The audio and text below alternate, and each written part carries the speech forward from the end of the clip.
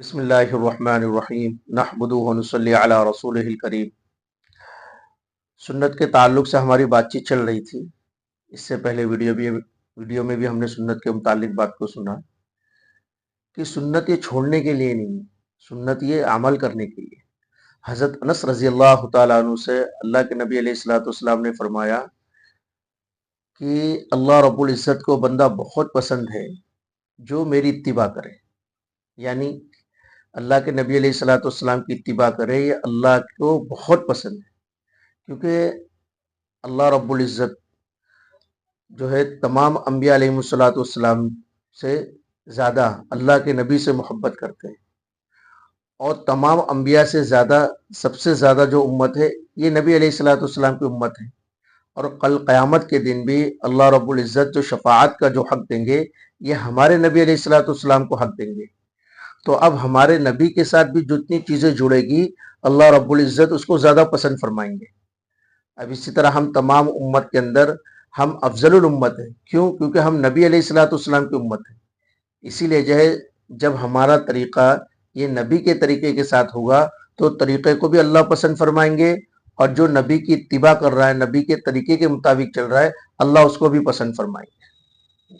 بلکہ اللہ رب العزت قرآن میں فرماتے ہیں، اے نبی جی آپ فرما دیجئے کہ تم لوگ میری اتباع کرو، فاتبعونی، کہ تم لوگ میری اتباع کرو، یحببکم اللہ، کہ جب تم میری اتباع کرو گے تو اللہ تم کو محبوب رکھے گا۔ اور حدیث پاک میں آتا ہے کہ اللہ کے نبی علیہ الصلوۃ والسلام نے فرمایا، جو شخص سنت کو زندہ کرتا ہے، سنت کو ادا کرتا ہے، میرے طریقے کے مطابق زندگی گزارتا ہے، اللہ اسے 4 انعام دیتے ہیں۔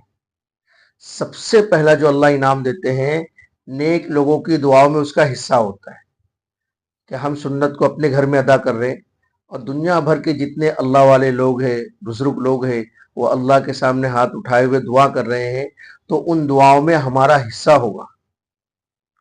اور دوسرا جو فائدہ ہوتا ہے کہ فاسق فاجر گنہگار شخص کے دلوں میں اللہ رب العزت سنت ادا کرنے والے کی ہیبت کو ڈالتے ہیں، رعب کو ڈالتے ہیں، کہ گنہگار شخص ان سے ڈرے گا، اس کی سنت کی ہیبت اس کے اوپر پڑے گی۔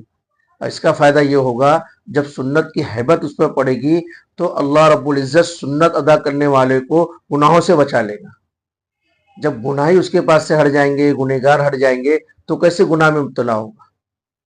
اور تیسرا جو اللہ رب العزت فائدہ دیں گے سنت کی اتباع کی وجہ سے، وہ ہماری روزی میں برکت عطا کریں گے۔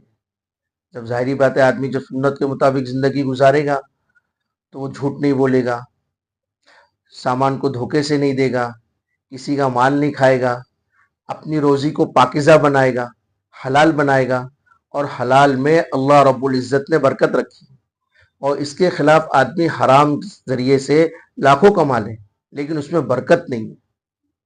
برکت تو حلال چیزوں میں، تو آدمی تھوڑا کمائے گا، اللہ رب العزت اس میں تمام ضرورتوں کو پورا کر دیں گے، اور اگر آدمی حرام طریقے سے زیادہ کمائے گا تو مصیبت میں مبتلا رہے گا۔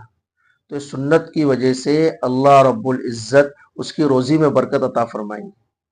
اور چوتھی اور جو سب سے بڑی چیز اللہ رب العزت سنت کی وجہ سے دیں گے، جو حدیث پاک میں آتا ہے، وہ یہ ہے کہ دین پر ثابت قدمی دیں گے۔ کہ آج دیکھیں ہم کیسے ہمارے اسلام کو، دین کو، ایمان کو کھانے والے ماحول بن گئے ہیں، کس طرح کی طرح طرح کے سوالات اٹھتے ہیں، کہ پھر سامنے کس طرح کا بھی مجمع آ جائے، کیسا بھی شخص آ جائے، کیسا بھی دین ایمان کو ورغلانے والی چیز آ جائے، لیکن یہ سنت کی برکت سے آدمی اسلام سے نہیں ہٹے گا، وہ کبھی مرتد نہیں ہوگا۔ آدمی کسی غیر ماحول میں چلا جائے، ایسی جگہ پہ چلا جائے جہاں اسلام نہیں ہے، ایمان نہیں ہے، کوئی اسلامی دینی ماحول نہیں ہے، لیکن سنت کو آدمی ادا کر رہا ہے، تو سنت کی وجہ سے آدمی اپنے ایمان سے کبھی نہیں ہٹے گا۔ جو ایمان وہ دنیا میں لے کر آیا ہے، ایمان کے ساتھ آیا ہے، اسی ایمان کے ساتھ بھی دنیا سے جائے گا۔ اور جب آدمی ایمان کے ساتھ دنیا سے گیا، اس کی قبر بھی جنت کا باغ بن جائے گی، پل صراط پر بھی آسانی سے گزر جائے گا، بلکہ بغیر حساب کتاب اللہ رب العزت اسے جنت عطا کر دیں گے۔ یہ ایمان کی برکت ہے۔ تو اتنی بڑی چیزیں ہمیں کس لیے مل رہی ہے؟ سنت کی وجہ سے مل رہی ہے۔ اور سنت ادا کرنے کی وجہ سے آدمی اور نبی علیہ الصلوۃ والسلام کا تعلق بن جاتا ہے، اور نبی علیہ الصلوۃ والسلام سے محبت بڑھ جاتی ہے، اور نبی کو بھی ہم سے محبت بڑھ جاتی ہے۔ اس لیے سنت کو ہم پابندی کے ساتھ ادا کریں۔ بعض मर्तबा जो है इसलिए आदमी सुन्नत को नहीं अदा करता है कि भाई लोग क्या कहेंगे, कि भाई अगर मैं दाढ़ी रख लिया तो लोग कहेंगे अभी से मुल्ला जी बन गया, अभी से बुजुर्ग बन गया। या शादी ब्याह के अंदर जो है अगर मैं कोई खर्चा नहीं किया या कोई रस्म रिवाज नहीं अदा किया तो लोग क्या कहेंगे, कितना कंजूस है।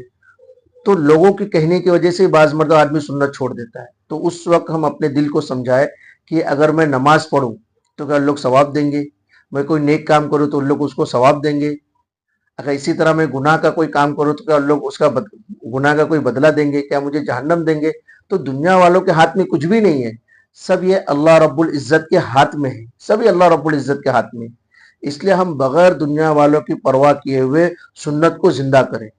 और जब आदमी सुन्नत को अदा करने की वजह से दुनिया वालों का दिल दुखाएगा तो एक वक्त ये आएगा कि वो लोग जिनकी वजह से, हमारी वजह से जिनका दिल दुखा है, वो ऐसा समझ रहे अल्लाह रब्बुल इज्जत उन सबको हमारे फेवर में कर देगा।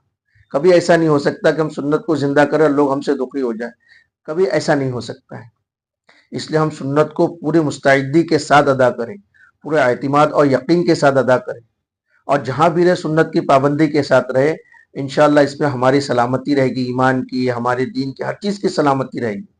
सुन्नत अदा करने की वजह से हम रस्म और रिवाज से निकल जाएंगे। अब एक मिसाल को उठा के देख ले, हम शादी को देख ले कि शादी में बेपनाह रस्म और रिवाज होते हैं। अब उस रस्म और रिवाज को अदा करने के लिए आदमी इतने कर्जे ले लेता है कि शादी तो हो जाती है लेकिन जिंदगी गुजर जाती है कर्जा अदा करने के लिए, आदमी परेशान हो जाता है। लेकिन वही शादी सुन्नत के मुताबिक हो जाए तो कोई मसला नहीं है ना, आफियत के साथ हो जाए, कोई कर्जा भी नहीं हो, और बल्कि उस निकाह के अंदर अल्लाह बरकत भी देंगे। ये तो चंद मिसालें हैं। इसी तरह हमारी जिंदगी की हर चीजें हैं कि जब सुन्नत उसमें दाखिल हो जाएगी तो बरकत ही बरकत होगी। इससे अल्लाह रब्बुल इज़्ज़त से दुआ है कि अल्लाह रब्बुल इज़्ज़त हम सबको सुन्नत के साथ ज़िंदगी गुजारने की तौफीक अता फरमाए। आमीन। व आखिरु दावाना अनिल हम्दुलिल्लाहि रब्बिल आलमीन।